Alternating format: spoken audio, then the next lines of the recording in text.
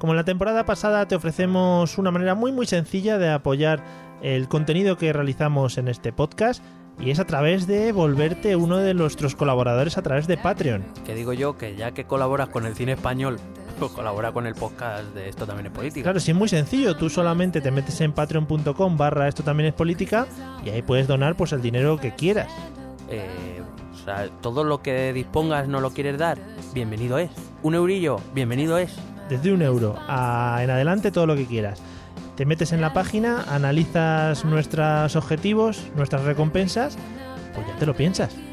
Pero piénsatelo para bien, o sea, la consecuencia final es que por favor ayúdanos. Patreon.com/esto también es política. Entra ahí, lo miras, te lo piensas y nos dejas tu pequeño donativo para que podamos seguir creciendo con el podcast.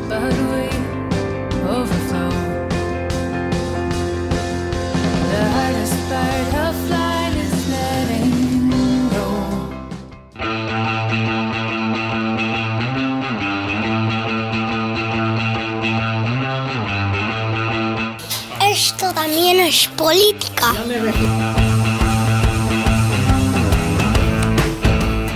Bienvenidos a Bitácora de Ciberpolítica. Mi nombre es Mario Girón, sin ningún alias así aparente, del podcast Esto también es política, y os presento el podcast en el que tratamos la seguridad, de la política desde un punto de vista práctico y asequible para concienciar sobre los peligros de votar a gente que no tenga conciencia alguna dentro de la sociedad actual en la que nos encontramos, con recursos informáticos e información, toda la que queráis. Bueno. Esto no era bitácora de ciberseguridad. Realmente igual sí, podría ser. O sea, podría ser, pero igual no. Igual no, señor Raúl Fernández, ¿qué tal? ¿Qué tal? Muy bien, por aquí estamos. A ver si hacemos algo en conjunto. Hombre, esto, para que la gente no se sienta muy desorientada, nos hemos juntado dos podcasts de éxito, podríamos decir, ¿no? Más, si tú no me dices otra cosa, nosotros nos consideramos podcast de éxito. Sí, yo soy un podcaster de éxito, por supuesto. Pues ya está. Y además galardonado.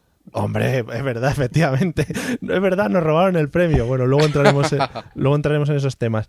Y nos hemos juntado para hacer esto que se llama un crossover, que es una palabra que me parece una mierda, pero que se utiliza mucho en estos términos.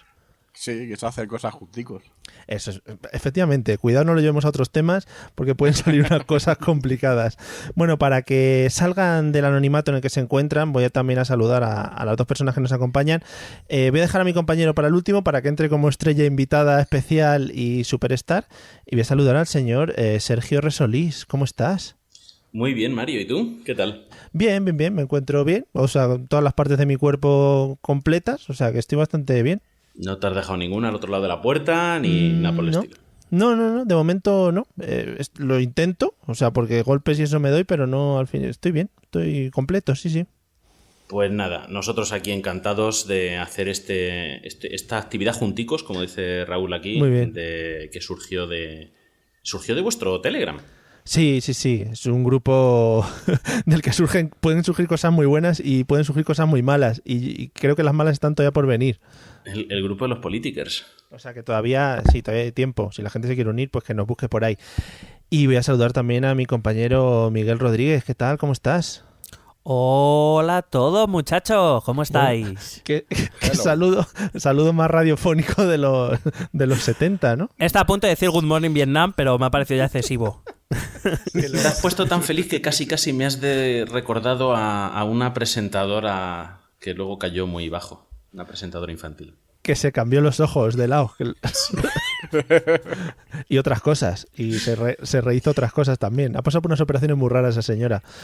Bueno. Corramos un tupido. Déjame saludar a don Raúl y a don Remember, por favor. Hola. Que veo que te has saltado la R de Remember, has hecho Sergio Resolís. ¿Por qué, Mario? ¿Por qué? A ver, porque esto luego lo van a escuchar sus oyentes y son personas serias, no como nosotros, que se encuentran dentro de una red de podcasting y todo, Miguel. Si es que esto es una cosa muy seria. Sabéis que ha trascendido lo de Remember, ¿no? Hombre, no, clarísimo. En Pienso Luego Ya Tú Sabes también me han mencionado ya como Sergio Remember Solís. Bueno, Remember Solís es como me llaman de Sergio R. Solís en el podcast de Esto También es Política. Cuando les he mandado, para la audiencia de Bitácora que no conozca Esto También es Política, eso. Pues la R de R. Solís, ellos dicen que es de Remember.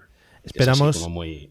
Sí, esperamos este 2018 pues extenderlo por toda la piel de toro española, ¿vale? Para Sí, que... sí. Como, Sí, me es permi- como M. Rajoy, es una cosa indeterminada. Manuel Rajoy, por favor, ¿no? Que le conocemos, nosotros le conocemos. ¿Qué iba a decir? Que creo, está quedando clarísimo que nuestros oyentes ganan mucho y los suyos no lo tengo muy claro yo, ¿eh? Nada, nuestros oyentes piensan que tenemos de todo, gente... Podríamos decir gente normal y gente a la que le gusta la informática e incluso la seguridad informática. Ujú. Y yo creo que también está bien que vean que somos humanos, que no nos ponemos tan serios siempre, porque solemos ponernos bastante seriotes. Que no Sí. sois robores. Claro, que les demos un baño de realidad. Oh, un golpe de realidad. En plan, estos dos es lo que hay ahí fuera, ¿no? Mirad, chavales, también existe gente rara. Bueno, vamos a centrarnos un poquito y a encauzar un poquito el tema. Venimos a hablar de una cosa que nos atañe a los dos podcasts y por eso nos hemos juntado para reunir lo mejor de cada casa. Y además es un tema que se está llevando mucho, se está hablando mucho y así quizá podamos dar un poquito de luz a toda aquella gente que no controle del tema. Vamos a hablar del tan traído tema del Bitcoin, que ya es incluso, o sea, los telediarios hablan de una cosa tan extraña como los Bitcoin, eso es maravilloso. Intentaremos contaros un poquito qué es esto del Bitcoin, intentaremos pues analizar tanto por el tema informático, por el tema un poco más técnico, como por el tema político, legislativo, todo lo que trae un poquito detrás. Y yo creo que esperamos eso, dar un poquito de luz sobre esta temática. Si no es así, pues que alguien me corrija. Así Bien. es, ¿no? Bien. Nadie se atreve a corregir. Sí, o sea, cuando yo haga una pregunta y eso tampoco quedéis callados, que queda un poco feo y... Hombre, pero si dices que si no alguien te corrija, Ah. pues si no hablamos será que no te vamos a corregir. Vale, Porque fenomenal. estás ahí sentando cátedra. O sea, yo soy rotundo, que nadie me corrija. Bueno, pues vamos a empezar, si os parece bien, contando un poquito qué es esto del Bitcoin. ¿Quién es el que arranca con el tema? Venga, me voy a Miguel. arrancar yo. Venga, vamos al lío. Me voy a arrancar yo, pero se lo voy a dejar en breve a Sergio. Se Bueno, lo vas a básica- dejar votando, ¿no? Como Se la quien voy a... dice. Hombre, en bandeja de plata. Oh, qué bonito. Sí. Bueno, pues básicamente el Bitcoin es una moneda virtual, también conocida como criptomoneda, es decir, es una unidad de pago que se autorregula sin referencia física, tampoco tiene respaldo de ningún país, no tiene ninguna institución centralizada, un tipo banco central tampoco está detrás. Y en principio el objetivo de este Bitcoin es preservar, básicamente el objetivo principal es preservar el anonimato de sus propietarios. Todas las transacciones se realizan a través de Internet mediante códigos cifrados y aquí es donde va a entrar Sergio ya directamente porque para poder realizar esto lo que se utiliza es una tecnología llamada blockchain del cual él nos va a hablar y nos lo va a explicar para que hasta yo lo pueda entender. Has dicho, Vamos a ver si soy capaz. Que el Perdona, reto es- Sergio, que te corte porque yo estas cosas no las puedo dejar pasar por alto y Miguel ya ha dicho Bitcoin y El yo ya Bitcoin. empezar así no lo veo ya. El Bitcoin, ¿qué pasa? Vale. ¿No conoces? Sí, vale, Claro. gracias. hace poco salió hasta, me parece que era el Poison Coin. Hostia, qué Y bonito. claro, sí, claro, luego la gente se sorprendía de que era una estafa. Hombre, a ver, ¿no? Se le ve un poco en el nombre, sí. Bueno, pero Pues- esto es como cuando alguien comparte una noticia en Facebook súper importante y viene de la web viralizate.com, pues ¿qué esperas? Efectivamente. Pues lo mismo. Bueno, perdón Pues por vamos- haberte cortado. Nada, hombre, vamos con el blockchain entonces. El blockchain es la tecnología en la que se basa Bitcoin y otras criptomonedas y otro tipo de contratos, digamos, que se pueden hacer. Literalmente significa cadena de bloques. Entonces, ¿cómo funciona esto? Alguien llega y se inventa el primer bloque, es el bloque 0. Cuando tú tienes una cadena, tienes un eslabón, detrás otro, solo vamos enlazando uno con otro, ¿no? Un eslabón con el siguiente. Lo que hacemos es que en cada eslabón almacenamos información, almacenamos un hash de esa información y almacenamos el hash del anterior eslabón. Pausa, ¿no? ¿Para qué es el hash? Raúl, ¿tú lo sabes? Mario, estoy seguro que tú lo sabes también. Bueno, Y Miguel también, ¿no? Hombre, claro, Más o menos lo tenéis claro. hago hash y aparezco a tu lado. Fundamentalmente. Bueno, el hash, para el que no lo sepa, es una operación matemática que es de un solo sentido. Tú tomas unos datos como entrada, se hace una operación matemática con ellos, datos de cualquier tipo, puede ser una palabra o puede ser todos los datos de un disco duro de 2 teras. Y como salida te da una palabra, se llama resumen, que tiene una longitud fija y suelen ser cifras en hexadecimal. Entonces, cambiar una coma en el texto de los datos de origen hace que el hash resultante sea totalmente distinto. Y para cada conjunto de datos hay un hash resultante. Y es muy difícil que 2 conjuntos de datos distintos tengan un mismo hash. Es casi imposible. Sería lo que se llama colisión. Entonces, de esta manera, cuando tenemos en un bloque un conjunto de datos, calculamos su hash. Y así, si alguien modifica un dato dentro de ese bloque de la cadena de blockchain y calculamos otra vez el hash, si no es el mismo que conocíamos, pues es que han modificado los datos. Para eso sirve básicamente un hash. Entonces, cada bloque de blockchain guarda el hash propio de los propios datos y el de el eslabón anterior, el del bloque anterior. Hasta ahí, más o menos bien. Así es como se protege la información, ¿no? Dentro de blockchain. Ahora. Sí, está bien, me he enterado. Vale, ahora vamos a ver. ¿Qué tiene que cumplir un hash para que sea válido en blockchain? Y aquí es donde ya empezamos a enlazar con las criptomonedas. El hash lo que se le pone es una serie de condiciones para que sea válido. Entonces no es solo que tengas un conjunto de datos y calcules su hash, sino que ese hash, por ejemplo, tiene que empezar siempre por 0 o siempre por 0, 0. Entonces lo que hacen es que coges todos los datos que quieres guardar en el bloque, en ese eslabón, y le pones un numerito al final, un 0, y calculas el hash. Oye, no empieza por 0, 0, porque la condición hemos dicho que tienen que ser, por ejemplo, 2 ceros. Entonces, pues cambio ese 0 final por un 1 y vuelvo a calcular el hash. Y voy cambiando ese número, voy incrementándolo de 1 en 1 hasta que me encuentro un hash que los datos más ese numerito, su hash, empiece por 2 ceros. Entonces, este proceso que acabamos de describir es lo que se llama minería. ¿Vale? Y entonces es lo que necesitas. Necesitas tener el conjunto de datos que quieres guardar en blockchain y necesitas calcular un hash válido que cumpla esa regla de tener varios ceros. A veces son 2 ceros, a veces 3. Lo van cambiando según la dificultad. Porque la idea es que se pueda cerrar un bloque de blockchain, cuando hablamos de Bitcoin, más o menos cada 10 minutos. Entonces, si empieza la gente a minar y mina muy rápido y baja mucho el tiempo, pues dicen, oye, en vez de ahora 3 ceros, hace falta que encuentres uno que empiece por 4 ceros, que es más difícil, porque hay menos.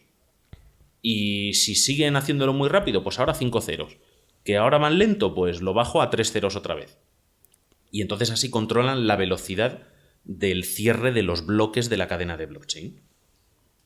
Y encontrar esos hashes es lo que consume tantos recursos informáticos y es lo que se llama minería. Todo lo que hablan minería, pues es coger un conjunto de datos, ponerle un numerito detrás y comprobar si empieza por los ceros que estén pidiendo en ese momento. Cuando lo tienes, aplicas ese hash al eslabón de la cadena, al bloque, y queda cerrado. Entonces todo lo que esté guardado en ese bloque ya queda sellado. En cuanto se inicie el siguiente bloque, ya no se puede permutar, ya no se pueden cambiar y lo que haya en ese bloque queda registrado. Y en el caso de las monedas, de las criptomonedas, lo que se guarda en los bloques son las transacciones. Cuando Raúl le envía bitcoins a Mario, cuando Mario se los envía a Miguel y cuando todos me los enviáis a mí, porque sois muy generosos. Sí, yo estoy todo el día además. Enviando nosotros, además. Porque es que no sabemos qué hacer ya con los Me salen los bitcoins por la oreja. Entonces, pues eso a grandes rasgos es lo que ocurre. Cómo funciona un poquito lo de blockchain. Luego, claro, dices, oye, si yo tengo esa cadena, yo tengo el eslabón 17, modifico los datos, recalculo el hash y voy acumulando en el eslabón 18, 19, 20, voy haciendo los cambios pertinentes de los hashes. Porque hay que recordar que el eslabón 18 tiene que tener el hash del 17, el 19 tiene que tener el hash del 18 y así. Pues si yo quiero cortar en un punto, tengo que modificar todos los eslabones posteriores también. Para evitar eso, ¿qué hacemos? una base de datos P2P distribuida. Todo el que quiera puede tener una copia de la base de datos de Bitcoin. Y la tiene accesible y conectada a Internet. Entonces, si alguien, oye, esta transacción se hizo así, o este bloque es el último que tienes tú, sí, lo comparas. ¿Tenemos el mismo bloque último? Sí, vale, pues está todo bien. Oye, mi último bloque es el 7 y el tuyo, el mío es el 8. Ah, pues pásame el 8 y así lo tengo yo también. Mi último bloque es el 7. Ah, pues mi último bloque es el 12. Hombre, pues vamos a comprobar a ver si hasta el 7 lo tengo bien y ya me pasas todos los 12 bloques que tú tienes y sustituyo la cadena que yo tengo. Y así es como se hace que toda la gente, todas las empresas, todos los particulares que quieren tener una copia de la cadena de Bitcoin la pueden tener. Y lo que ocurre es que si alguien modifica algo, tú le puedes preguntar a un montón de servidores, oye, este bloque es así, este bloque es así, este bloque es así, este bloque es así. Basta con que preguntes por el último bloque, porque va a depender de todos los anteriores. Entonces, en cuanto modifiques uno, el último que haya disponible cambia. Si la mayoría de los servidores tiene el mismo último bloque, es que ese es el último bloque correcto. Por eso se habla siempre del ataque del 51%, que es el que si alguien posee el 51% de las copias de blockchain, sí podría modificar la cadena y engañar al resto del mundo. Y decir, ah, no, es que ese no es el último bloque es este. Y todos automáticamente se copiarían esa cadena que tú has manipulado porque eres dueño del 51% de las copias del blockchain de Bitcoin. Venga, meted vosotros, sí, cortadme. Y una pregunta para que me quede claro. A ver, que me explique bien. Se supone que esto del Bitcoin es como si tuvieses una moneda, como si estuvieses ganando dinero por algún lado, ¿no? Tú has explicado que el blockchain, digamos que es una tecnología genérica por la que se basa Bitcoin. Entonces, digamos que Bitcoin es una cadena infinita a la que se le van añadiendo bloques, o va por transacciones, o cómo va esto. Bitcoin, lo que ocurre cuando tú minas, cuando montas unos servidores para que calculen hashes para cerrar bloques, sí. Lo que ocurre es que si eres el primero en encontrar el hash para cerrar un bloque, te recompensan con un pago en bitcoins. Sí. Entonces, la creación del Bitcoin es simplemente crear una transacción a tu cartera de bitcoins. Ah, vale. Luego ya pasamos a la parte de la cartera, ¿no? Entonces, simplemente lo que se hace es que en el próximo bloque se registrará que a ti, Mario, que has descubierto este hash, te vamos a ingresar tal cantidad de bitcoins. ¿Vale? Entonces, hablamos en decimales siempre. Sí. Entonces hay un tío o alguien o la Asociación Internacional del Bitcoin que es el que dice toma un Bitcoin para ti y ya lo tienes. Realmente no, eso está todo programado. Y me explico. Es que Bitcoin, quien creó Bitcoin, que es un tal Satoshi Nakamoto, pero que todo el mundo cree que es un grupo de personas, no se sabe muy bien dónde ni cómo, creó esta criptomoneda y programó o incluyó un límite de creación hasta un total de 21 millones de Bitcoins, que se van creando, como bien dice Sergio, a través de la minería. Pero llegará un momento que se alcance ese límite de 21 millones de Bitcoins y entonces ya no se podrán crear más. Exactamente. Y luego explicaré qué relevancia tiene eso para el valor de la criptomoneda. Vale. Entonces, el tema es que es un programa, o sea, no es nada oculto, sí. No es que te den algo, que te den un número de serie de algo. Sí. Es que simplemente digamos que hacen una transacción a tu cartera de bitcoins, que tu cartera de bitcoin no deja de ser un fichero, sí. ¿Vale? Un archivo de ordenador. Entonces, te hacen una transferencia. Entonces, las transferencias son cuando hablamos de divisa, Bitcoin sería la divisa, y en el caso de Bitcoin, las transferencias son las propias monedas. Ya. Yeah. Porque cuando, por ejemplo, si yo te quiero transferir a ti un Bitcoin, yo te transfiero transferencias que me han hecho a mí. Entonces, si a mí me han hecho 2 transferencias de 0,4 Bitcoins y una transferencia de 0,5 Bitcoins, yo voy a tener que transferirte esas 3. Y entonces se va a generar una transferencia nueva de 0,1 que se te va a restar a ti y me va a venir a mí. Así yo, mis 1,1, yo hago como una transferencia de esas 3. Digamos que transfiero esos 3 números de serie de mi cartera a la tuya, Sí. y se genera un número nuevo de serie que se asocia a 0,1 bitcoins, que es lo que yo me quedo. Aunque Vale. estamos hablando de criptomonedas, al fin y al cabo es una transferencia de información criptada, ¿no? Sí, se llama, además, el nombre de cripto viene por lo que explicaba Miguel al principio, porque se pretende que tú puedas tener una cartera que no esté asociada a no esté vinculada a ti, a tu número de la seguridad social, a tu DNI, a tu nombre, apellidos. Entonces, eso es el cripto por un lado. Y en la otra parte de cripto es porque una cartera no deja de ser un archivo que luego lleva un cifrado, y lleva un cifrado de clave asimétrica. Es decir, tú tienes una identidad pública, que es la clave pública, que es tu cartera, es a donde te hacen las transferencias. Tú le puedes dar a cualquiera tu clave pública y sirve para que te hagan transferencias. Y tu clave privada sirve para que cuando tú ordenes una transferencia, tú la firmas con la clave privada. Entonces, cualquiera que tenga la clave tuya pública, que la puede tener cualquiera, puede verificar que realmente ordenaste esa transferencia. Eso es. Entonces, ¿qué ocurre? Que tú tienes que proteger tu cartera y tu clave privada, porque tu cartera es el dinero en sí mismo. En tu cartera están almacenadas las transacciones que han entrado y las que salen. Realmente las que han entrado, porque las que salen se pueden quitar, ¿no? Tu dinero son las transacciones que te han entrado y que tú no has sacado. Entonces entiendo que todo el mundo que posea tu clave pública podría acceder a las transacciones que has estado realizando. Sí, podría trazar las transacciones y saber que la cartera AFE2712AE ha hecho estas transacciones. Otra cosa es que sepamos que ese número de serie, ¿no? Que esa clave pública pertenece a Mario, o pertenece a Raúl, o pertenece al banco suizo. Sí, vale. Entonces sí, realmente lo que permite blockchain, una de las cosas que permite blockchain es la trazabilidad completa de todas las transferencias. Es decir, desde que se generó la primera transferencia de alguien que minó el primer bloque, ese bloque, cerrar ese bloque, minar ese hash, le generó una transferencia interna a quien lo hizo, que probablemente sería el propio grupo Satoshi.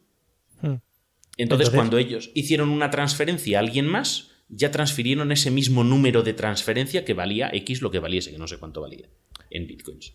Entonces el negocio, supongo, inicial, por eso hablaban tanto hace unos años del rollo de la minería, ¿no? Para quedarte con los primeros bitcoins de manera sencilla, porque se tardaba menos en sacar los hash para poder cifrar, digamos, las transferencias. Ahora mismo se calcula que se ha minado aproximadamente el 75% de los 21 millones. Ya. Que llegaremos a una curva, pues casi a dejar la curva plana, o sea, a tener la gran mayoría minados para 2030 y tantos, 2040. Pero que se puede llegar a tardar hasta 100 años o más en conseguir minar los 21 millones. Ya. Sí, de hecho, una de las críticas, precisamente la introducción un poco antes, que se le pone a este proceso, es que, claro, al principio era relativamente sencillo, es decir, alguien que tuviera un PC y poco más, porque ni siquiera, según tengo entendido, ni siquiera precisaba de grandes conocimientos, porque de hecho incluso en foros internos o en newsletters te decían cómo hacerlo.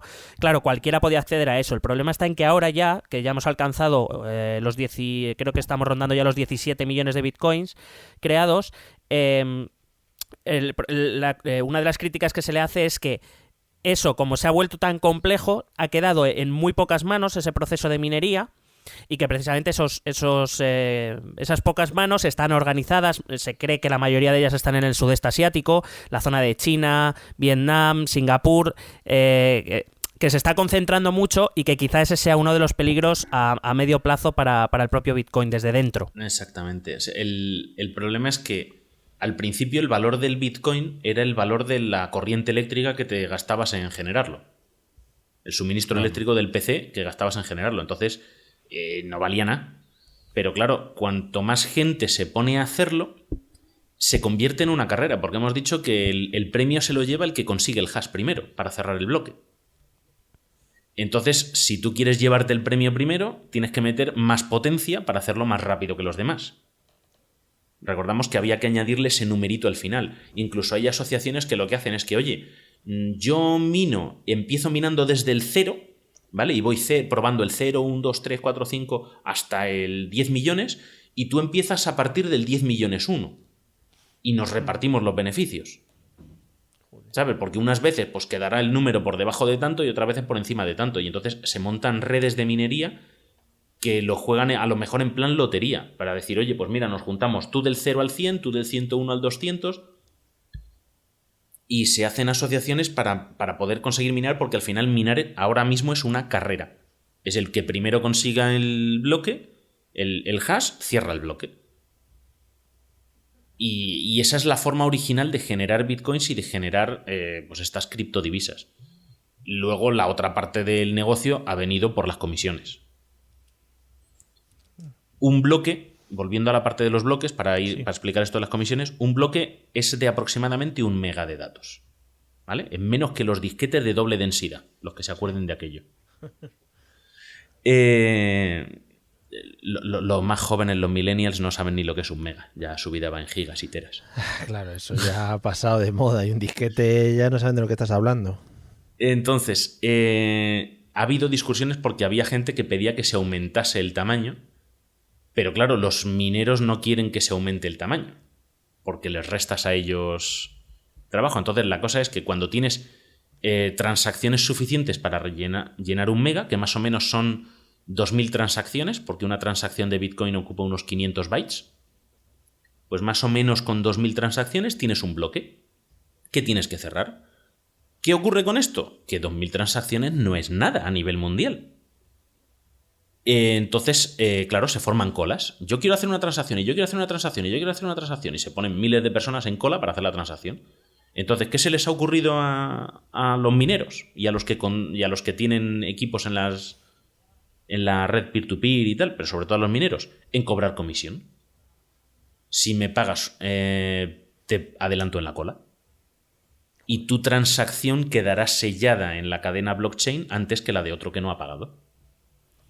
Pero luego ya es en plan subasta, o sea, ya del que más pague, pues más le adelanto en la cola. Le pongo en la primera mitad, o le pongo en el primer 25%, o le pongo en el primer 10%. Entonces te aseguras de que cuando tú haces una transacción, entra rápido. Como hemos dicho antes, más o menos se tarda unos 10 minutos de promedio en conseguir un hash válido.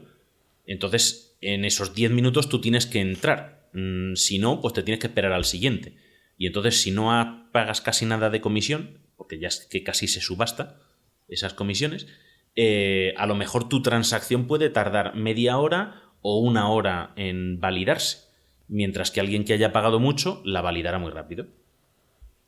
Pero que esa, por cierto, perdón, es otra crítica que se le está haciendo en los últimos meses, porque precisamente Bitcoin y la tecnología blockchain venían precisamente a quitar al intermediario que cobraba comisiones, que es las entidades financieras y los bancos, que te cobra comisiones por un lado o por el otro, precisamente para poder realizar tus transferencias. Precisamente este Bitcoin lo retiraba, lo quitaba. Se suponía que era una de las grandes ventajas era precisamente eliminar esas comisiones, y se está viendo que es que ya no solo las elimina, sino que en muchos casos están muy por encima de lo que te cobra un banco. Sí, en la época de noviembre y diciembre de 2017, que fue cuando pegó el pedo más bestia, me permitís la expresión, que llegó a 19.000 y pico de dólares cada Bitcoin. Llegó a ver, me parece que el coste de transacción llegó a ponerse hasta en $26 o algo así. Traspasases lo que traspasases. Piensa que la comisión de transferencia, además, se paga por byte. Es decir, que si, como hemos dicho antes, tú imagínate que yo te quiero transferir un Bitcoin, pero tengo 3 transacciones que suman 1,1. Ahí realmente te estoy haciendo 3 transacciones para ti, otra de resta y otra que se me mete a mí. Estoy haciendo 4 o 5 transacciones. Entonces estoy registrando, pues, 2K o 2K y medio. Entonces tengo que pagar comisiones por 2K y medio, 2 kilobytes y medio. Entonces es que el negocio es bárbaro el que tienen ahí montado y el cómo se está metiendo la gente a saco. O sea, es... Una preguntita al hilo de esto. Cuando estás hablando de las transacciones, no sé si me he perdido algo, no sé si te refieres, por ejemplo, lo de los 10 minutos de espera por cada transacción, no sé si te refieres a lo que comúnmente se llama pagar con bitcoins o a minar nuevos bitcoins. A ver, cuando tú transfieres bitcoins de una cuenta a otra, yo lo que hago es sacar de mi cuenta una transferencia que yo tenía de 0,0002, pues Sí. te la paso a ti. Y entonces te paso esos 0,002. La transacción es una cadena de texto que dice mi clave pública de mi cartera, la clave pública de tu cartera, el código de la transferencia que te mando, y tengo que firmar esa transferencia con mi clave privada. Entonces, eso se manda para que sea incluido dentro de un bloque de blockchain. Ah, vale. Y entonces, por eso, tú lo mandas y se pone a la cola. Claro, claro. Si hay espacio, entra, si no hay espacio, a la cola. Y por eso digo que realmente la transferencia no está validada hasta que el eslabón está cerrado. Hasta que un minero no le ha puesto el hash, no puedes decir que la transferencia es válida porque no forma parte del blockchain. Vale, Es decir, el blockchain es la garantía de que las transferencias se han hecho. Vale, entonces eso deriva en que al minero, que aparte de estar favoreciendo tu transferencia, a él le están dando unos bitcoins, digamos, de regalo por haber cerrado el bloque. Exactamente, sí. Lo que pasa es que, claro, se paga ya muy poquito, Ya, claro. hay muchísima competencia, entonces realmente ganan más cobrando comisión por transferencia. Ya. Y como encima la cobran por bytes. Luego, eso me gustó mucho porque lo he estado viendo. Se cobra en satoshis por byte. Muy bien. ¿Vale? Eso lo tengo por aquí abajo. Un satoshi es la unidad mínima que permiten en Bitcoin, que es una 100.000.000ésima parte de Bitcoin. ¿Vale? 10 elevado a menos 8. Claro. Sí, Entonces, aquí ya como todo es nuevo, la gente ya pues se puede inventar lo que le dé la gana. Aquí pues, ya... lo llamaron satoshis, y la transferencia mínima que se permite en Bitcoin es de 546 satoshis. ¿Vale? No te permiten transferir. Sería como la moneda de 1 céntimo de euro. Sí. ¿Vale? El 546 satoshis. ¿He sido el único que cuando has dicho lo de los satoshis ha pensado en humor amarillo? No, Sí, yo también. Yo también. Sí. Entonces, mira, por ejemplo, hoy, 1 de febrero de 2018, lo he mirado antes, un Bitcoin son 7.435 euros al cambio, Joder. en la página que lo he mirado. Pues la transacción mínima de 546 satoshis equivale a 4 céntimos y medio de euro. Pues te pueden meter 6 euros de coste de la transferencia. Ah, muy bien, te sale muy rentable, sí. Te sale muy rentable por transferir 4 céntimos. Negociazo. Entonces, claro, aquí es donde empieza a ver el rollo. No se permiten unidades más pequeñas simplemente por no saturar el sistema, porque si no la gente podría estar haciendo micropagos. Era muy típico para desviar el dinero. Cuando tienes esto de blockchain, me creo un montón de carteras, cobro en uno, lo difundo en unas cuantas, de esas cuantas hago transacciones a otras, simplemente para despistar de quién es el dueño. Bueno, yo no quiero decir nada en contra de la pérfida Albión, pero son los despachos de la piratería, y allí hay despachos que se dedicaban a: tú me pagas a mí tus bitcoins, me los transfieres todos a mí, y yo te los transfiero a otra cuenta tuya, a otra cartera tuya de bitcoins, quedándome un porcentaje. Y de esa forma ya no se sabe... Cada vez se sabe más, cada vez es más fácil seguirlo, pero digamos que lo blanqueaban porque eliminaban la conexión hacia atrás. ¿Vale? Sí, vamos, esto es como el 3%, pero en electrónico, ya está. Sí. Lo que pasa es que supongo que cobrarían más de un 3%, pero... Sí. Además, 3% era solo lo que llegaba a la madre superiora, ¿no? Voy a la madre superiora... Me no, parece pero que la lo que madre se cobraba originalmente era más. 3% era lo que llegaba luego al partido. No, o sea, era el 3% del total de obra que luego se repartía. Lo que pasa es que luego, como querían más, lo subieron. Ese es el tema. Vale. Que al principio les llegaban pocos misales. Que 3% al final es una miseria. Claro, coño. Pudiendo sacar más, también es tontería. Pues esto es más o menos cómo funciona Por eso es distinguir entre blockchain y Bitcoin. Sí. O sea, Bitcoin utiliza la tecnología blockchain, pero blockchain no es Bitcoin. ¿Vale? Hay otras criptomonedas que, por ejemplo, esto se dice que está basado en prueba de trabajo. Es decir, tú demuestras que has conseguido un hash válido, ¿no? Que has minado, y entonces te pagan por tu trabajo. Pero hay otras criptomonedas que están basadas en participación. Y lo que hacen es repartir criptomonedas nuevas en base a una especie de lotería. Entonces, si tú tienes una criptomoneda, Miguel tiene otra y yo tengo dos, pues vosotros tenéis cada uno un 25% de probabilidades y yo tengo un 50% de probabilidades de que la nueva me toque a mí. Ujú. Entonces, a mí me parece, así a bote pronto, un sistema un poquito más injusto. Pero no se puede... Cada uno monta las criptomonedas como quiere. Claro, es lo que te comentaba antes. Al final esto, que lo he dicho un poco de broma, pero al final esto es algo que se ha inventado alguien y que la gente ha cogido como válido, ¿no? Sí, Ah, exactamente. vale. Como si yo me invento ahora que para pagar hace falta lanzar besos, ¿no? Y la gente da por hecho que guarda besos coin y entonces va pagando por ahí con besos. Yo me leí un libro muy divertido de estos, rollo filosofía económica, autoayuda, hace bastantes años, que se llamaba El vendedor de tiempo. Sí. Y más o menos jugaba con esto. Era un tipo que se quería montar un negocio y dice, ¿y qué puedo vender? Y el tío estaba amargado pensando qué podía vender. Y entonces, claro, se dio cuenta que lo que la gente necesitaba era tiempo. Y dijo, pues voy a patentar la idea. Y los de la oficina de patentes le tomaban por tonto y le decían, bueno, pues usted lo que tiene que poner es el tarro y tiene que, si vende 5 minutos, tiene que estar al lado de un reloj que ponga que 5 minutos. Y luego ya le pone la tapa y entonces lo vende. Sí. El problema es que el tío se pone a venderlo y la gente, por hacer la gracia, se pone a comprarlo. Pero claro, cuando compra el tiempo, claro, le preguntan, ¿y para qué es este tiempo? Para lo que usted quiera. Y entonces sucede que un periodista se pone a hacer el reportaje, ¿no? Típico Madrid Directo o cosas por el estilo de estas, o España Directo. Y entonces va, se compra un tarro, lo abre y se va de cámara. Y dice, no, es que estoy en mis 5 minutos porque me los he comprado y son míos. Uh-huh. Y entonces el libro va de cómo acaba convirtiendo los minutos en moneda y al final el Estado acaba comprándole todas las monedas a cambio de moneda de curso legal para que deje de hundirles el negocio. Es una historia muy rara y tal, pero bueno, era divertida, una cosa muy utópica. Bueno, pero no va, quiero decir, más allá de lo que es la historia en sí, no va demasiado desencaminada, en el sentido de que al fin y al cabo las cosas tienen el valor que le damos como sociedad o como grupo.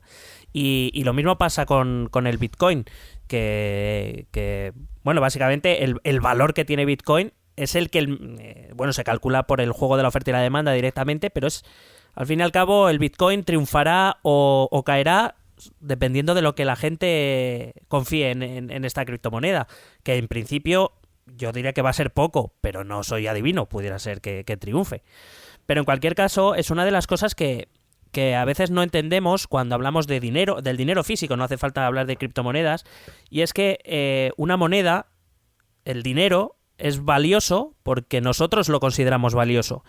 Es un término que es poco económico. Cuando la gente piensa en economía, piensa en números, en dinero, en estas cosas, pero realmente la economía se basa en una cosa llamada confianza. Creo que lo hemos dicho en nuestro podcast, creo que lo hemos dicho alguna vez.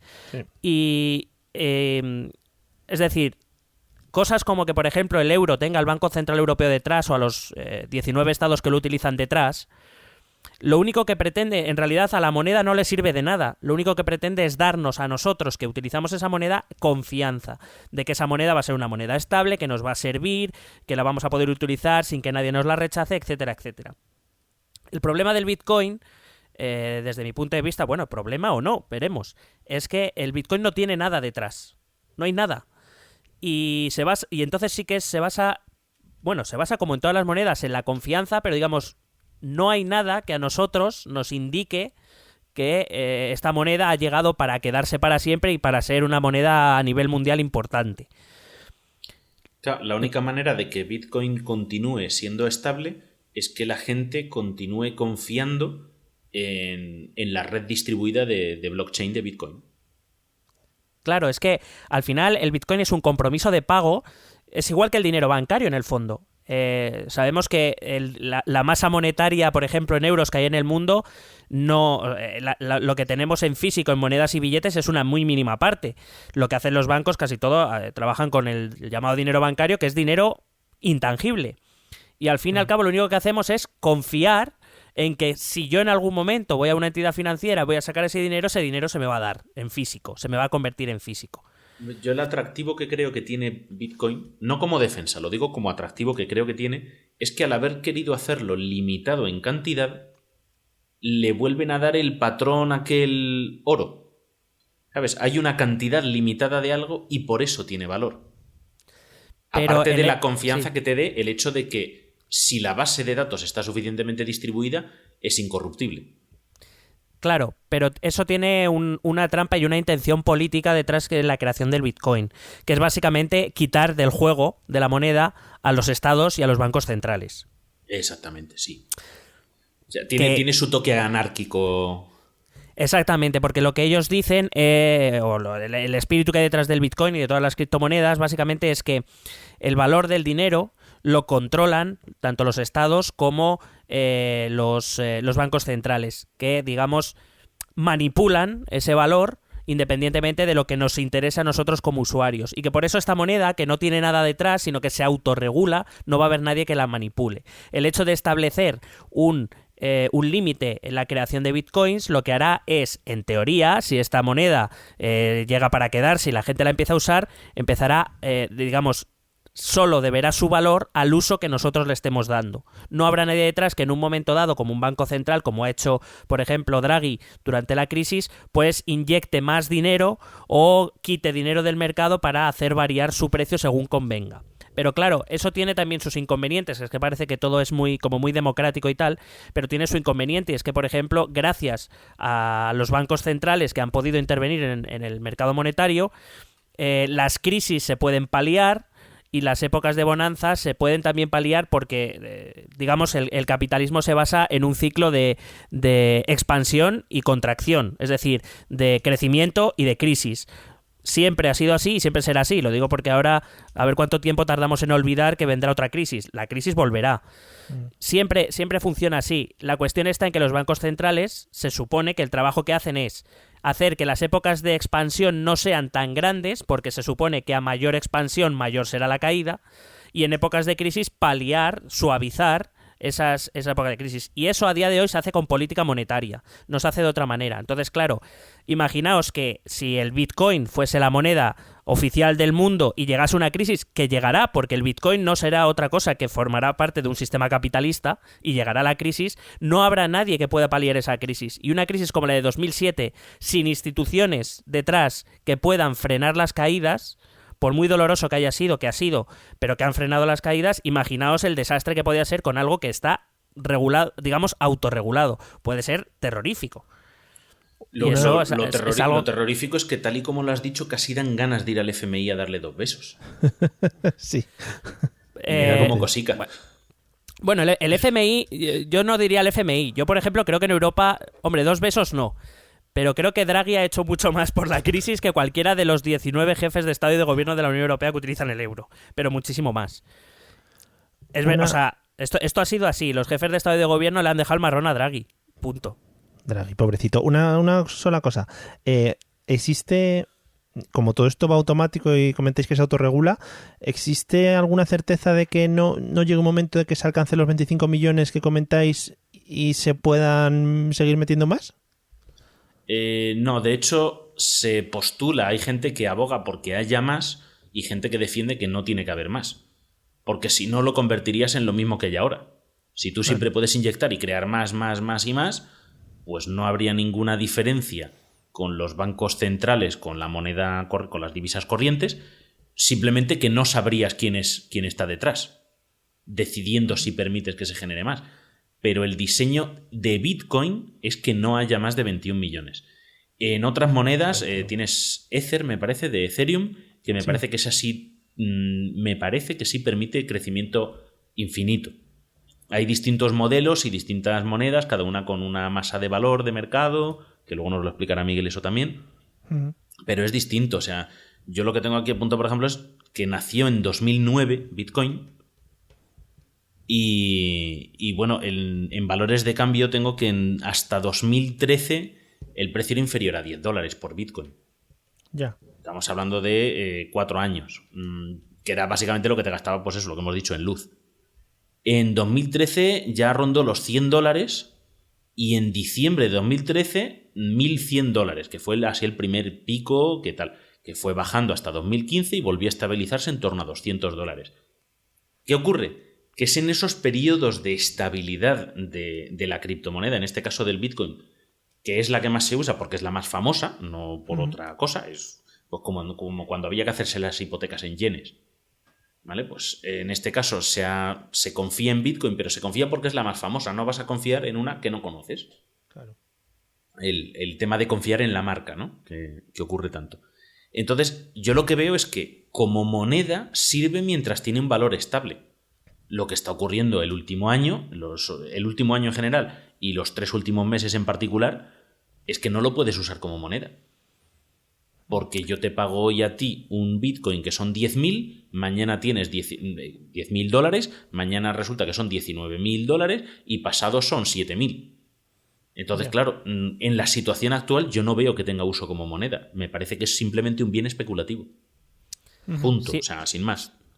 Claro, es que básicamente el hecho de que se haya fijado una masa monetaria fija, es decir, cuando se alcance los 21 millones no se van a crear más, hace que la única manera de que Bitcoin alcance, digamos, un valor estable, un valor, digamos, que convierta esa moneda en, entre comillas, usable, va a ser precisamente que la gente empiece a adquirir bitcoins, pero no como lo está adquiriendo ahora. Ahora la mayor parte de uso del bitcoin lo que se está haciendo es especular y acumular para vender a futuro. Es decir, se está comprando como si, para que nos entendamos, como un valor financiero más que como una moneda. Exactamente. Porque lo lógico, si es una moneda, es que el mayor número de transferencias o de transacciones que se deberían hacer con Bitcoin serían las comerciales o las patrimoniales. Pero el problema de esto es que, de momento, lo que se está haciendo con él es especular. Precisamente por esa, digamos, es una pescadilla que se muerde la cola. Precisamente porque varía tanto de precio, los inversores entran porque hay opciones de que te lleves un buen pellizco, pero como es esa gente la que entra, el precio seguirá sin estabilizarse y entramos en una rosca de la que no vamos a salir hasta que, como digo, se empiezan a hacer transacciones comerciales de manera más habitual, y para eso tendría que ocurrir, por ejemplo, por poner un ejemplo, que gigantes del comercio mundial, vamos a poner Amazon, vamos a poner Apple, vamos a poner Google, Mercadona. Mercadona o Zara, empiecen a aceptar transacciones en bitcoins, que empiecen a aceptar los pagos. El problema de eso estará en que esas grandes empresas no lo harán hasta ver qué hacen los estados con los bitcoins, porque una moneda es usada mientras dé unas ventajas al consumidor. Pero si, por ejemplo, aunque hablaré más detenidamente al final, los estados deciden imponer una tasa o un impuesto específico a la transacción en bitcoins, una especie de tasa Tobin, por ejemplo, pues a los comercios no les interesará, porque tendrán que pagar por algo que si les pagan en euros o en dólares no tienen por qué pagarlo, con lo cual no usarán esa moneda. Exactamente, porque el problema es eso, es el meterle un impuesto, imponer algo a las transacciones de algo que no controlas y algo que está diseñado para que no puedas tener el control. Entonces se vuelve muy complicado. Y con esto que hablabas de que servía como moneda, ahora no sirve porque es un bien puramente especulativo y porque no puedes confiar en que alguien te pague en bitcoins y mañana no vale lo que vale hoy o vale más, es muy arriesgado. Entonces yo sí me apunté en las notas que se hablaba, ¿no? Al principio, ¿os acordáis de la dark web, la deep web? Sí. Los criminales se pagan en bitcoins, los cárteles de Colombia vendiendo cocaína en bitcoins y tal. Yo ahora lo pienso y yo me imagino al narco de turno vendiendo un fardo de coca y no, te doy un bitcoin. No, mira, en bitcoin métetelo donde te quiera, porque yo te voy a dar un fardo, tú vas a tener un fardo y yo voy a tener un bitcoin, pero hoy un bitcoin a lo mejor me cubre el fardo, mañana no. Depende de lo que tarde en deshacerme de él. No, pero el negocio, sí, pero las actividades ilegales, de hecho, toda la preocupación que está empezando a haber en los estados empieza precisamente por esa preocupación de ser utilizado como un medio de pago para actividades ilegales, porque a día de hoy es muy difícil rastrear o conocer quién hay detrás de las transacciones, si no casi imposible. Pero es que el método es el siguiente. Vamos a imaginar que Mario es un narcotraficante. Sí. Y Raúl pues le va a comprar un poco de su material. Lo que hace Raúl es con dinero, vamos a poner en dólares, él compra bitcoins, hace la transferencia a bitcoins e inmediatamente Mario transforma esos bitcoins en dinero real, por decirlo de algún modo. Es decir, no es tanto que me pagues en bitcoins como es un medio para esconder, para borrar las huellas de dónde va ese dinero. Pero es que tiene una variabilidad del bitcoin hoy día en horas tan grande que no puedes garantizar que lo que tú has pagado cuando el otro lo vuelva a convertir en divisas legales, divisas legales hablo respaldadas por un banco de algún país, valga lo mismo, más o menos. Entonces, ni un criminal quiere pagar, ni un hombre de negocios, criminal o no, quiere pagar de más por un producto, ni el que cobra quiere cobrar de menos. Entonces yo creo que ahora entiendo el problema ese y estaba muy bien porque además te permitía hacer transacciones internacionales fuera de todo el radar, pero claro, eso era viable cuando el valor era estable. A un tipo que vende droga no deja de ser un hombre de negocios. Su producto es ilegal, pero lo hace para ganar dinero. Y lo que no puedes hacer, montar toda la industria y que el método de pago sea especulativo. Sí, pero fíjate que aun habiendo posibles cambios que, bueno, no hay que recordar que nuestras monedas son estables precisamente por las instituciones que hay detrás, pero las divisas se pueden comprar y puedes inflar su precio, como alguna vez se ha hecho con el euro. El euro ha recibido muchos ataques para intentar hacerlo caer. Quiero decir que también se puede especular con moneda tradicional, como la podemos entender. Pero la cuestión es que la tecnología del Bitcoin ofrecía una gran ventaja.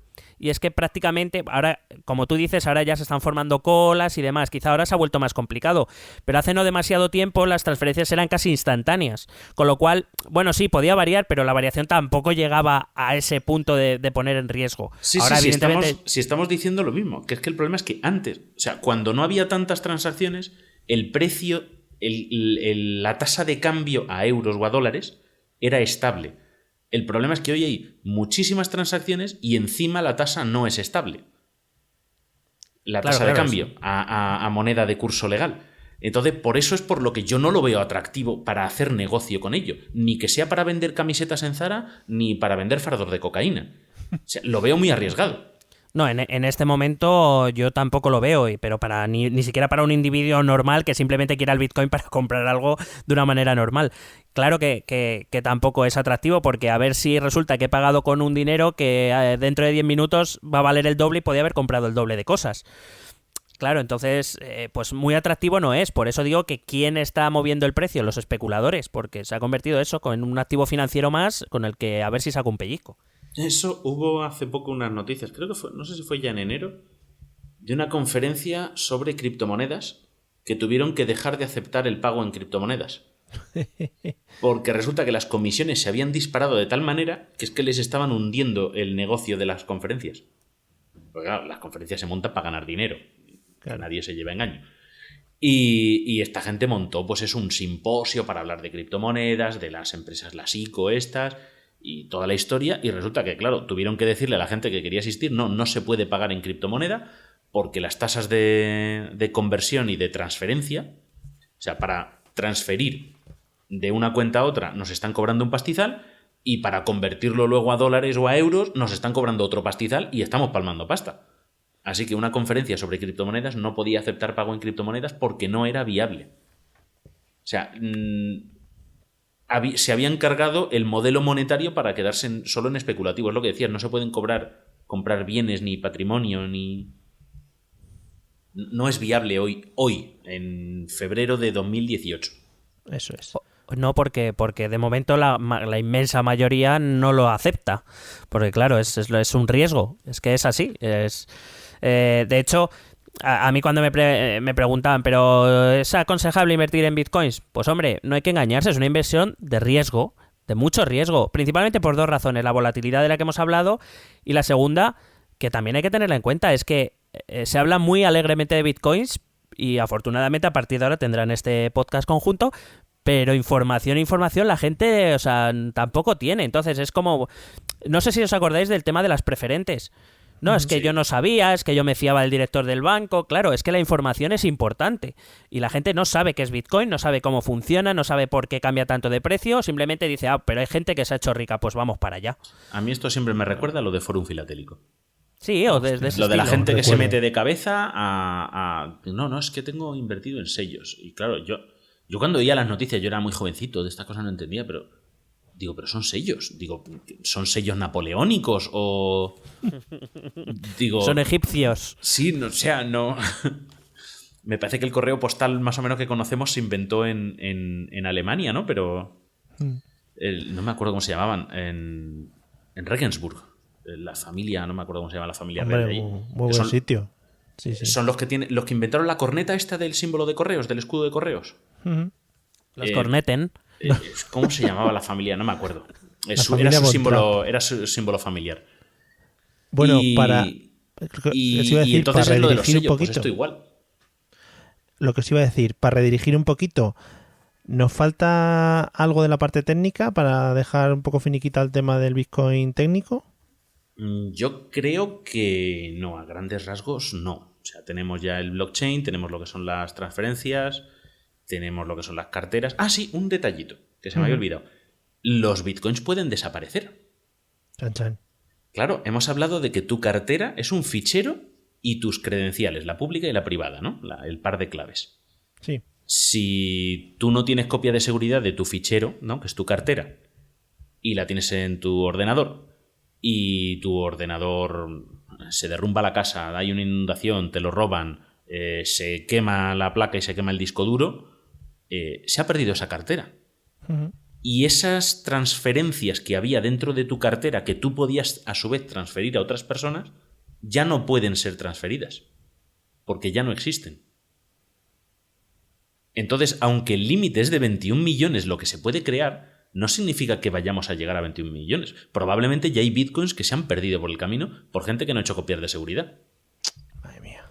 Parece Sí, una fíjate. tontería, pero... O sea, eso puede incluso revalorizar... Tú imagínate gente saboteando ordenadores para hacer que desaparezcan bitcoins, para que baje la masa de bitcoins y crezca el valor.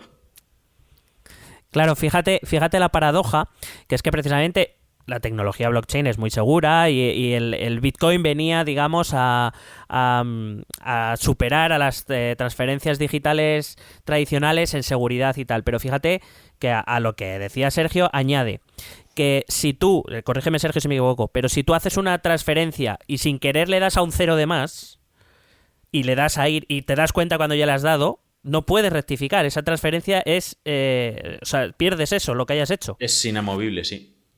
O sea, que imagínate qué rico. Una, y luego, una vez que está en el blockchain, está en el blockchain. De ahí no se borra. Claro. Y luego imagínate que, claro, en teoría es más fácil...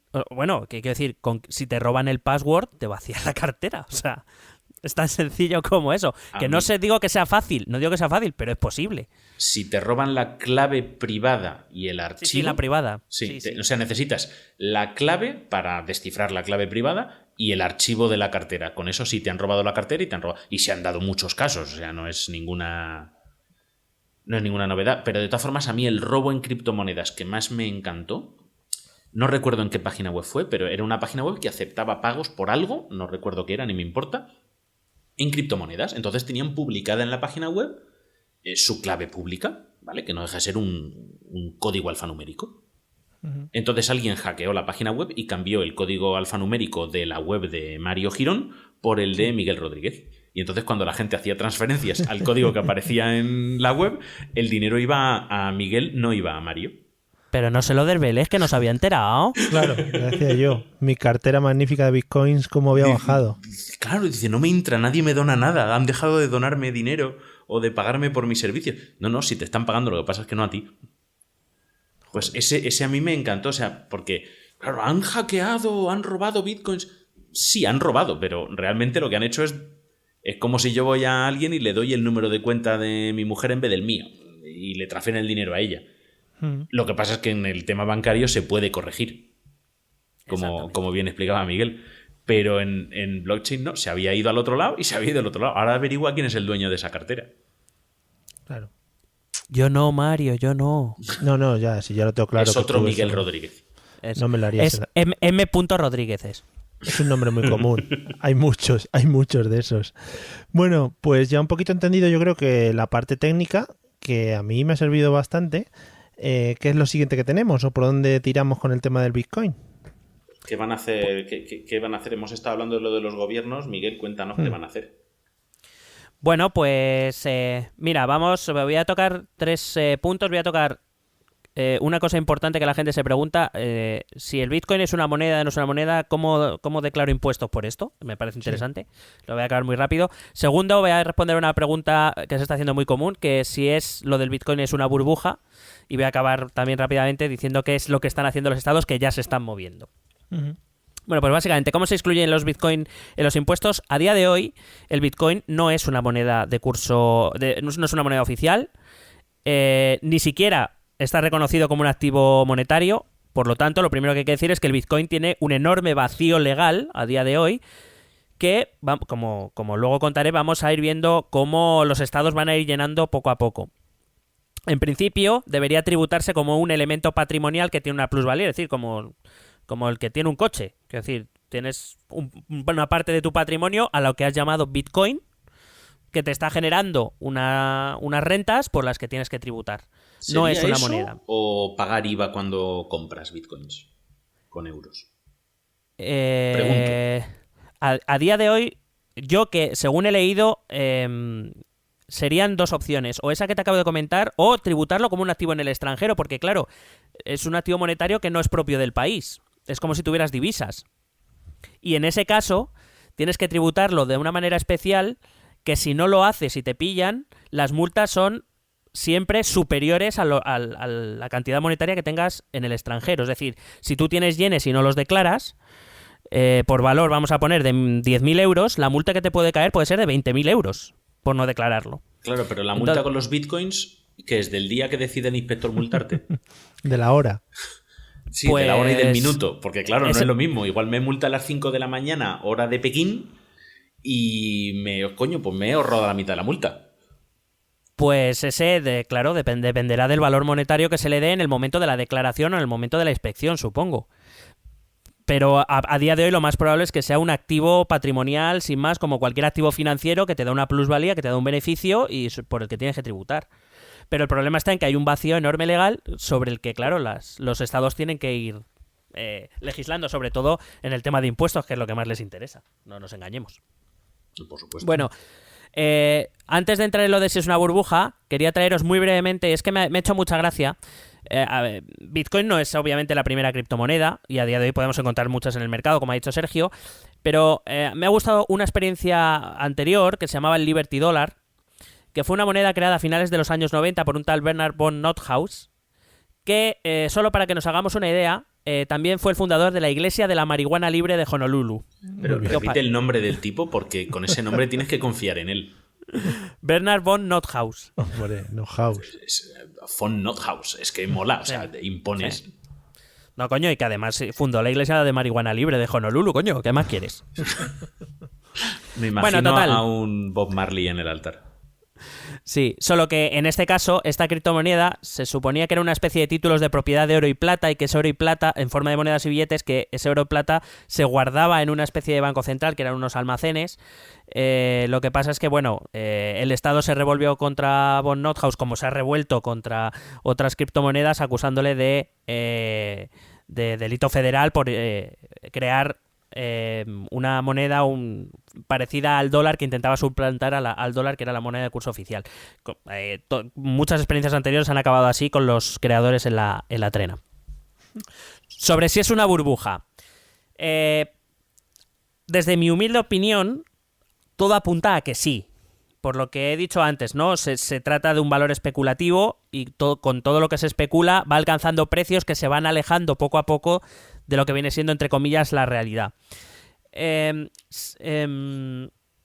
La cuestión está que he dicho, bueno, voy a ver opiniones en contra, ¿no? Vamos a confrontar esta tesis. Y he encontrado la de un economista bastante reconocido aquí en España, que sale mucho en La Sexta, que se llama Juan Ramón Rayo, que él afirma rotundamente que no es una burbuja, precisamente por eso, porque es un activo monetario, no es un activo financiero.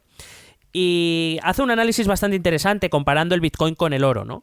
Y explica que el oro no puede ser considerado un objeto de burbuja porque es un valor refugio y que por tanto lo que se compra es seguridad, ¿no? Cuando tú compras oro lo que estás poniendo es a salvo, entre comillas, tus bienes, evitando cualquier modificación del valor de la moneda con la que tú normalmente operes. Y que ese valor, el valor que tú le das a ese refugio es subjetivo.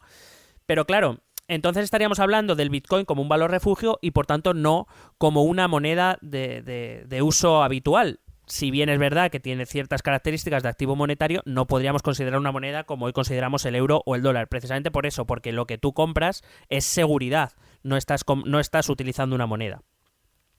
Rayo además plantea otra cuestión, es que si una burbuja es lo que he dicho antes, pagar un sobreprecio que se paga ahora respecto a su valor futuro, pues en las monedas esto no es posible porque dicho valor vendrá dado por su uso. Es decir, la moneda será más o menos fuerte dependiendo de cuánta gente la utilice o cuánta gente no la utilice.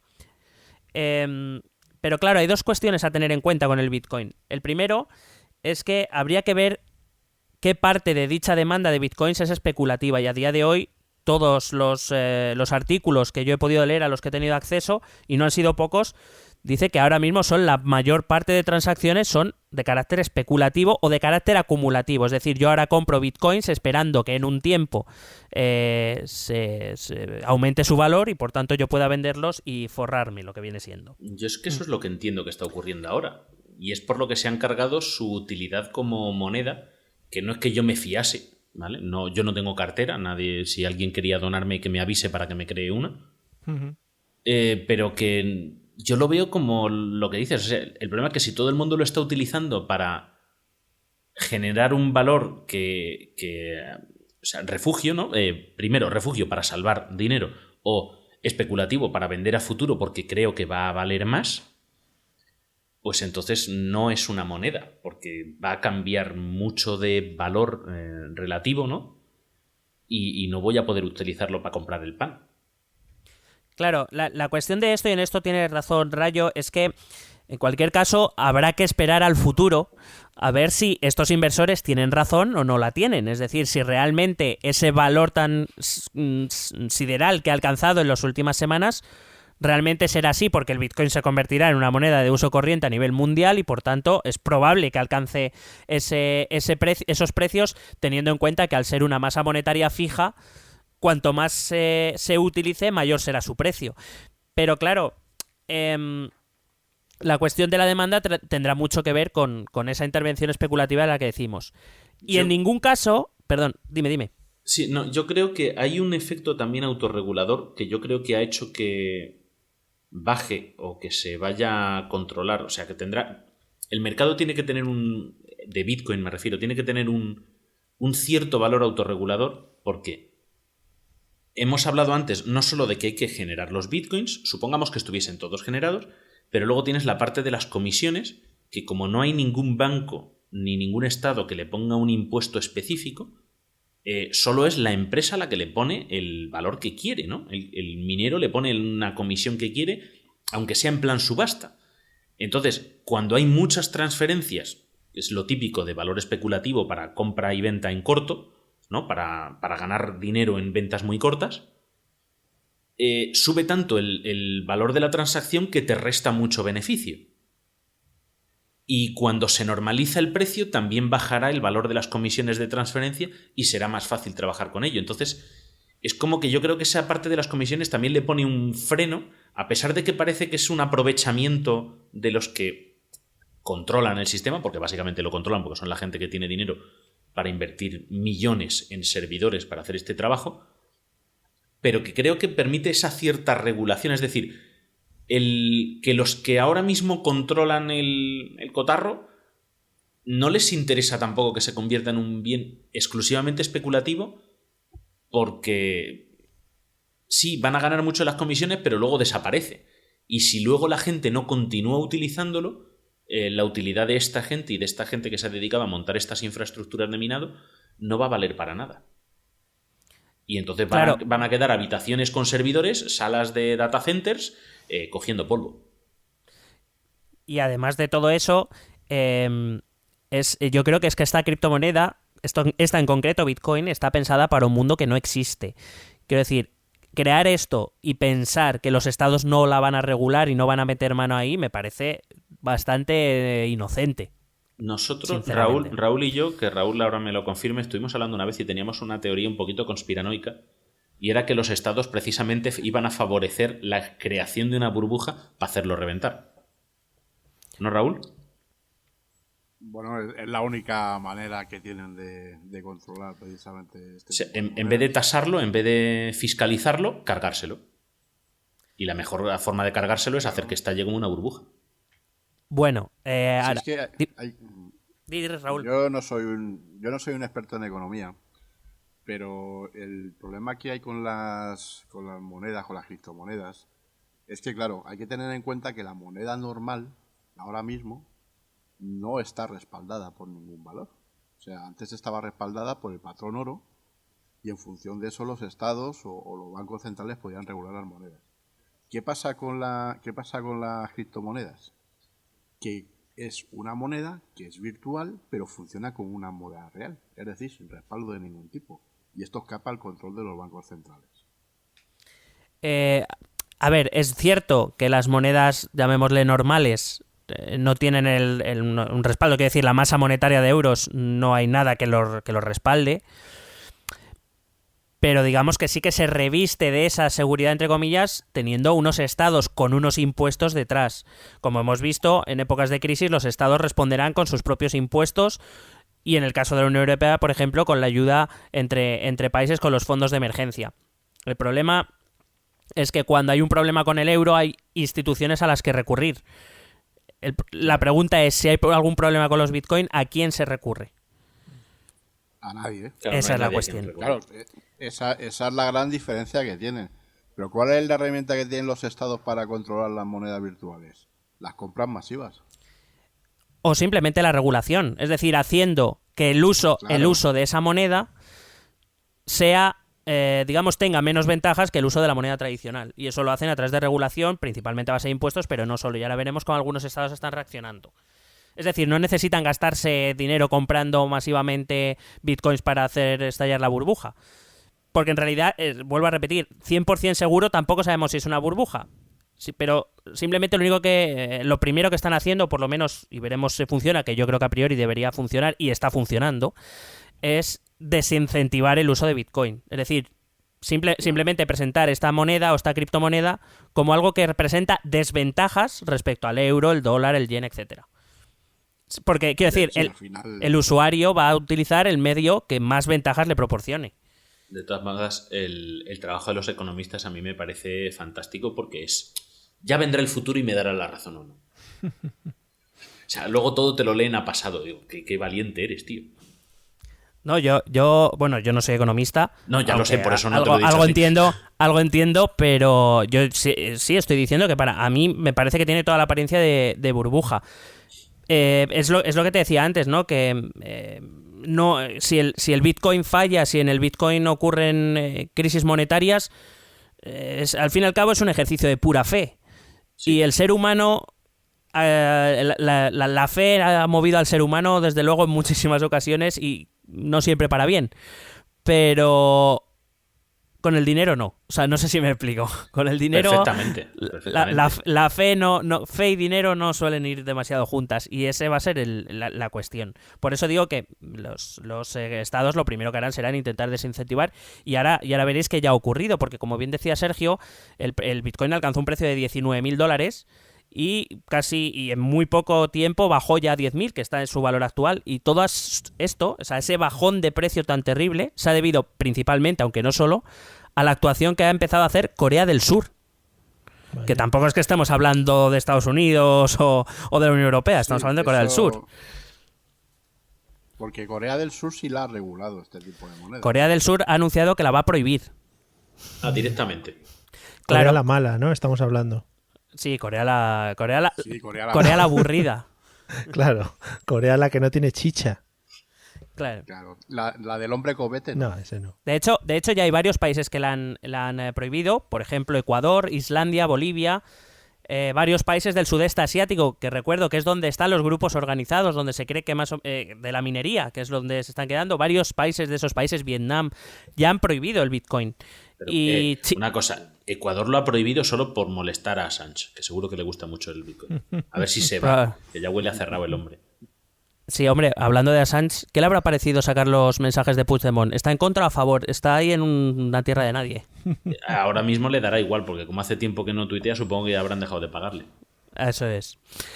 Bueno, pues Islandia, ya te digo que también generalmente suele estar asociado a países en los que es muy posible la salida de capitales. Lo que no quieren es que sea a través de esta criptomoneda, con lo cual lo han prohibido. Pero China, por ejemplo, es verdad que no lo ha prohibido a nivel individual. Los chinos pueden hacer transacciones en bitcoins, pero todo lo que sean entidades financieras, entidades públicas, los grandes pagos están prohibidos en bitcoin también. China ya ha metido mano. Corea del Sur es verdad que todavía no está especificado como ilegal, pero lo cierto es que Corea del Sur ha empezado una guerra contra el bitcoin. Literalmente, o sea, literalmente no, porque no hay armas, pero me refiero a una ofensiva muy agresiva contra el Bitcoin, amparándose en, como hemos dicho antes, que es el método que están utilizando para llevar a cabo actividades ilegales. Entonces, amparándose en eso, el Estado entra a saco y de hecho, lo que se está preparando es una ley que obligue a todos los usuarios de Bitcoin a salir del anonimato. Claro, eso ya a quienes usan el Bitcoin, que precisamente uno de sus atractivos es mantener el anonimato, ya no les interesa. Claro. ¿Qué hacen? Vender Bitcoin, deshacerse de sus Bitcoins. ¿Qué ha pasado? De $19.000 a $10.000. Claro. Y básicamente ese ejemplo ya ha dicho nuestro amado Vladimir que le gusta. Oh. Es decir, ya estamos viendo que China ya está metiendo mano. Corea del Sur, que es verdad que no es un país muy grande, pero sí que tiene una importancia económica en la zona Pacífico, Asia-Pacífico, sí. Ha empezado la guerra. Vladimir ha dicho que probablemente sea su camino a seguir, el ilegalizar las transacciones en criptomonedas. Indonesia, quiero decir, toda esa economía especulativa que se mueve mucho en la zona de Asia-Pacífico, pues todos esos estados están abriendo guerras contra el Bitcoin y Estados Unidos ya ha empezado a decir, la agencia de impuestos, el IRS estadounidense, ya ha dicho que el Bitcoin no tiene el estatus de moneda legal, que no lo convierte en ilegal automáticamente, sino que se refiere a que no es de curso legal en ninguna jurisdicción. Es decir, que es alegal, ¿no? Que es claro, y básicamente es como si Raúl y yo decidimos que él me va a comprar un portátil y me va a pagar, porque yo se lo acepto, en tazas. Que es lo mismo. O sea, que decir, es un contrato de compraventa entre él y yo, privado, en el cual yo, en vez de dinero, acepto que sean tazas y ya está, pues en tazas o bitcoins, lo que quieras. Claro, pero eso lo que quiere decir es que el Estado no te va a respaldar en lo que a la parte monetaria se refiere, porque dice, oye, no, esto no es de curso legal, a mí no me metas, si tú has aceptado eso, es tu problema. Claro, y sobre todo que tampoco puedes meter tazas en el banco, por ejemplo. Bueno, si compras una caja fuerte muy grande, sí. Si son cacerolas, bueno, y eso ya sí. Claro, pero entonces, digamos, tienes una moneda que estás metiendo, una criptomoneda que estás metiendo en el banco, entre comillas, a cambio de pagarle una comisión al banco, lo cual es absurdo. Me interesa más tenerlo en dinero. Claro, te vas a guardar los DVDs, claro, con tu cartera en el banco, en una caja de seguridad. Claro. Es verdad que, por ejemplo, la Reserva Federal lanzó la idea al aire, ¿no? Empezó a coquetear con la idea de crear ellos su propia criptomoneda. Eso te quería preguntar yo, porque varios países lo han comentado, pero no entiendo qué sentido tiene. No, el sentido es el siguiente. A ver, es verdad que la criptomoneda ofrece ciertas ventajas, pero lo que quieren los estados no es la criptomoneda en sí, sino la tecnología blockchain, pero que no sea anónima. Quieren una tecnología más segura, pero que no sea anónima. ¿Quieres decir como las cuentas de los bancos? Sí, básicamente sí. ¿Y qué problema tienen en fiscalizar ahora mismo las cuentas de los bancos si no son anónimas? No, ellos no tienen. Lo único que, bueno, según he leído, se consideran más seguras las transacciones o la tecnología blockchain que la que utilizan los bancos ahora mismo, que sinceramente no. Claro, pero lo digo, a nivel del Estado, lo bueno es que ellos ya controlan lo que tú tienes en el banco. Entonces, no sé qué garantía extra le puede dar un blockchain no anónimo. Lo bueno del blockchain, A ver, lo bueno del blockchain es que tienes el histórico completo en un archivo. ¿Vale? Que son los eslabones estos que vas poniendo uno detrás de otro. Entonces ahí sabes, si alguien tiene que investigar de dónde a dónde va el dinero, eso sí, para investigar actividades criminales es genial, porque sabes, esta transacción se la hizo Miguel a Raúl, Raúl se la hizo a Pedro, Pedro se la hizo a Sergio, Sergio se la hizo a Mario, Mario se la hizo a Hugo, y así van saltando, y entonces tú puedes hacer una trazabilidad completa, es como si pudieses seguir el número de serie de un billete. ¿Vale? Tienes un billete de 5 euros con su número de serie y podrías ir registrando todos los propietarios que ha tenido. Esa es la ventaja que tiene blockchain. Pero sería a nivel de registrar, entre comillas, papel moneda. Claro, pero si tú lo tienes en cuentas bancarias, ya lo tienen controlado. Vamos, que me diga Hacienda que no sabe lo que tengo o lo que no tengo. No, a ti Hacienda, a ti, a mí, creo que a nosotros 4 nos tiene, vamos, como socios de honor, nos tiene, vamos, controlada hasta la talla calzoncillo. Pero a mí me tienen frito. Pero claro, la cuestión es que si esa tecnología bajo el control del Estado le va a facilitar el seguir rastros de dinero que ahora mismo le es muy difícil. Sí, pero... Porque quiero decir... El problema es que si llega la Reserva Federal de Estados Unidos y se hace el criptodólar, ¿tú te crees que los mafiosos van a pagar en criptodólares?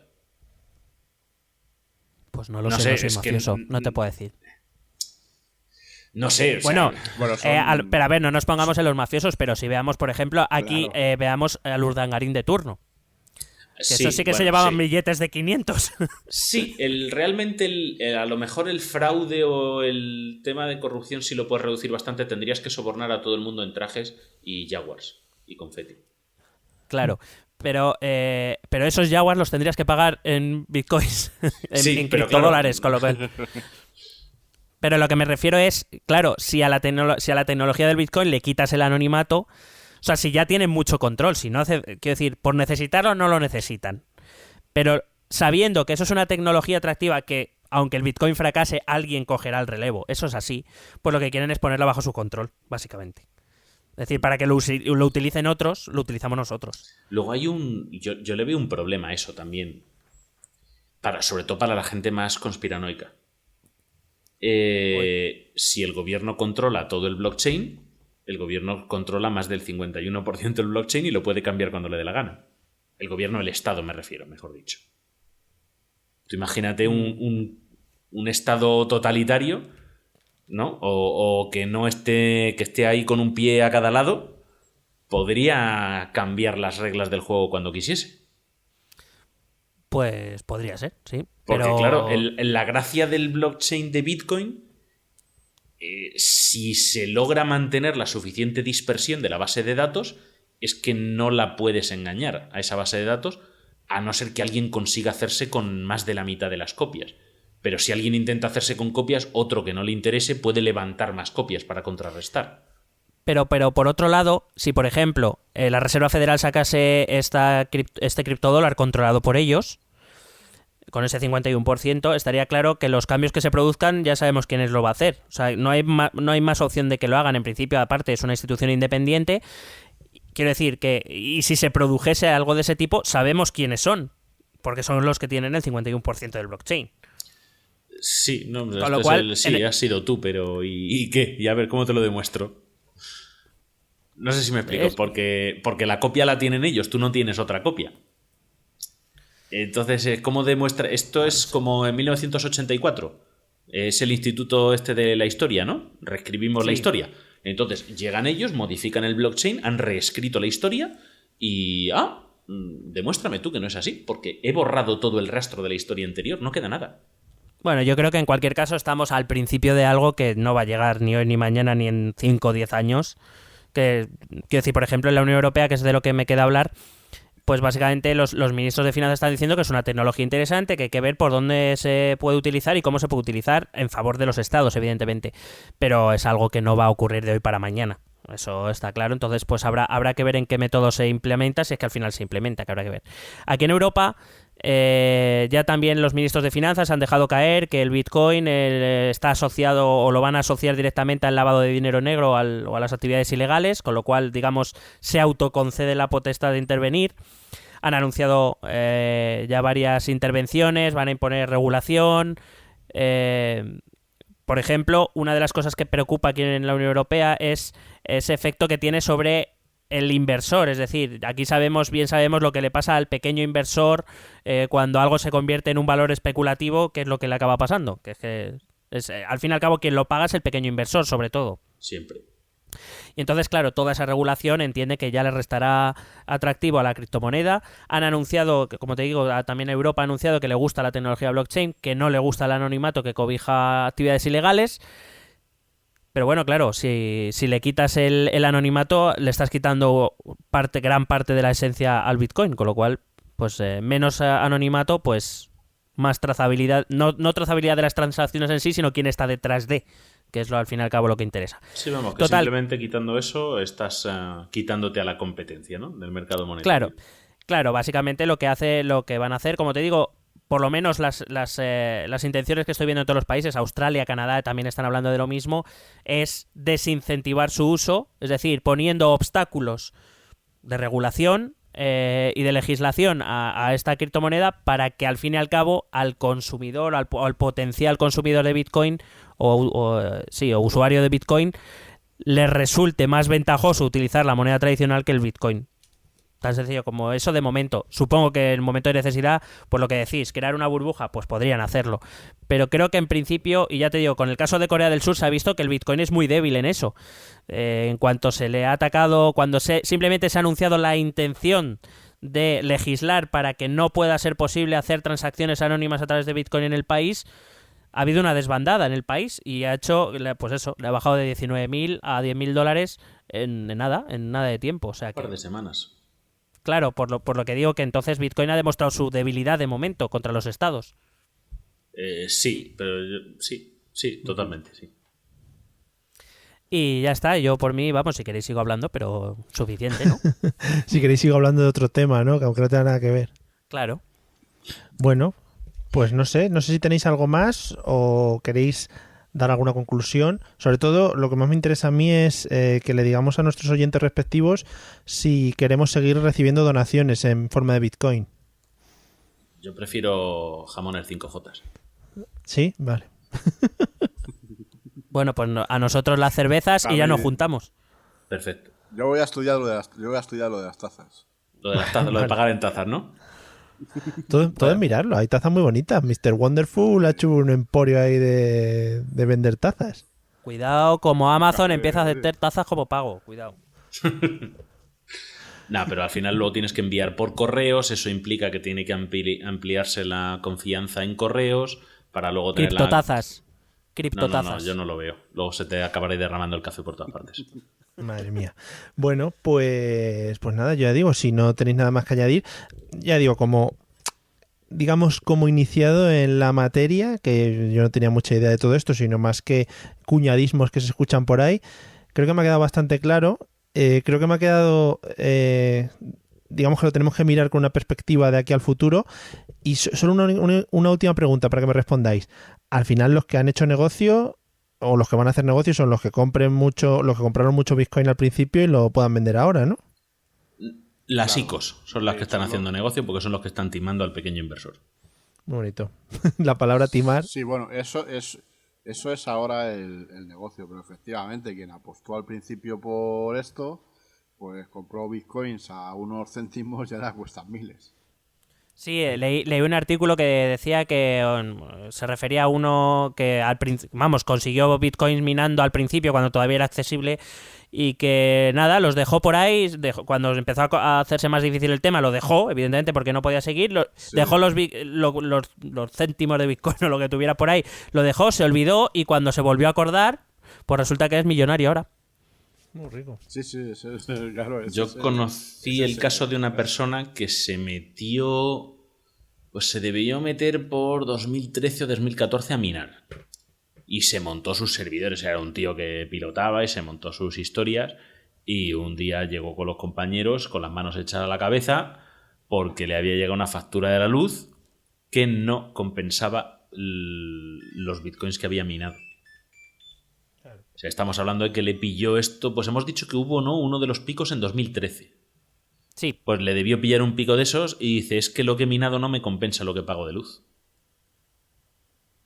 Entonces, claro, eso también, por ejemplo, hace muy variable los países en los que se puede hacer. No es lo mismo minar en España que en Francia. No, y además de eso es que la cantidad, esto ya incluso una consecuencia que va más allá de lo puramente económico o tal, es que la cantidad de recursos que está consumiendo Bitcoin y que evidentemente va a ir en aumento porque la cantidad va a seguir en aumento, cuidado que incluso empieza a aparecer como un riesgo medioambiental, o sea, la cantidad de recursos necesarios para mantenerlo está convirtiéndose en un poco peligroso. No sé si hablaban de que a lo largo de este año iba a ser equivalente al consumo de Estados Unidos o no sé qué bestialidad. Sí, el problema que hay con eso, ese tema lo estoy siguiendo porque, bueno, yo he trabajado muchos años en temas medioambientales y es curioso porque, claro, tiene un coste indirecto y además es que el crecimiento, digamos, ya no en coste económico, porque evidentemente las granjas de servidores pues tienen un coste directo, pero el coste medioambiental, que es un coste indirecto,